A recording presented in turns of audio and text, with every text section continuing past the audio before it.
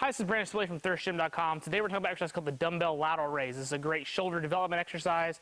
It's an isolation-based exercise. You can really put some meat on your shoulders, kind of give you that good round cannonball delt look. So you need a pair of dumbbells for this exercise, and there's some key exercise points that I want to make because execution usually gets flawed, especially when people try to strive towards using more weight versus focusing on time under tension, quality of reps, and overall just good quality movement patterns. So we can get a lot from this exercise by really slowing things down a little bit, focusing on certain coaching cues, and then you'll find that your shoulders will probably thank you by better development. So we're going to take the pair of dumbbells by our side, and the way I like to coach this is that we try to keep our pinky side high on our hand.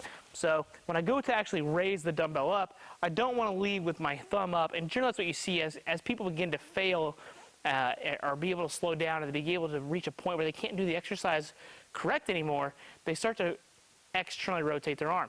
The reason they do that is that helps get the anterior shoulder involved. Usually your anterior part of your delts are stronger than the posterior or the lateral. That's why you shift towards using the anterior portion of it. And so as you raise up, they start going like this, which then we start getting more anterior delt, and they wonder why the lateral part of their delt isn't getting developed as much, or why they might be feeling some bicep pain. So especially more proximal up here in the shoulder. So as we perform this, I like to try to think thumbs out, but they're slightly pointed down.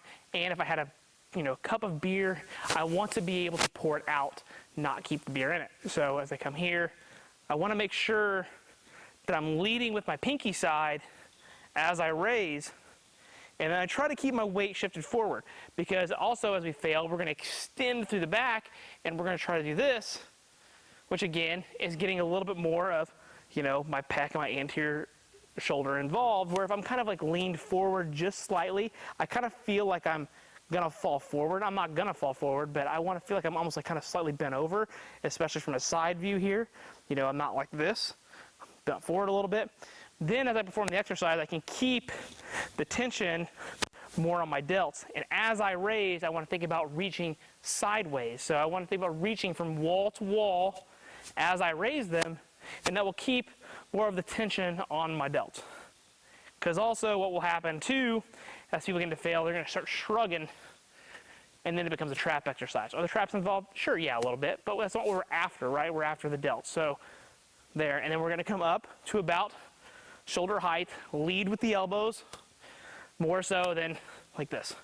When you're doing your lateral raises, don't do them like this. Okay, just grab lighter weights and do them correctly. Now, if you're doing like a drop set, say you do 5 like this, and then you bring it in, okay, well, you're doing a mechanical drop set, slightly different. But I still think keeping the dumbbells here and reaching long, elbows slightly bent, just so they're not completely locked out, slightly bent, pinkies high, reach long, you're gonna feel that in your shoulders. No question, I feel it now after just the 15 reps that I showed you. So again, isolation-based exercise. Keep all those coaching cues in mind. You'll feel your shoulders better. Good control. Don't let them completely collapse either at the bottom. Keep tension on those delts, and your shoulder growth will definitely be tremendously better. If you're going to program these, you've got a lot of options with intensity techniques and drop sets and things like that. The shoulders can take a beating in terms of their volume, so get creative if you have to. I usually think anywhere from 3 to 5 sets of anywhere from 8 to 20 reps is definitely more of the common possibilities that you'll see. By all means, you can certainly add in partials and swings and things like that. We'll discuss that another day. But in general, that's probably what you're going to see in most programming realms. And then you're probably going to see it anywhere to beginning to middle part of a shoulder or upper body day. If you're a competitive power lifter or something like that, this is definitely accessory work. Do what you need to get the shoulder health and benefits, and you're probably going to be fine. I wouldn't worry about getting too crazy with it. But otherwise, if you got a typical bodybuilding-based split, by all means, you can see at the beginning or middle part of your shoulder work, or even a finisher at the end if you got one really big high rep set. Because it's an isolation-based exercise, you can certainly throw it anywhere depending upon what your goals are. So if you got any questions, feel free to leave in the comment section. Thanks. Have a great day.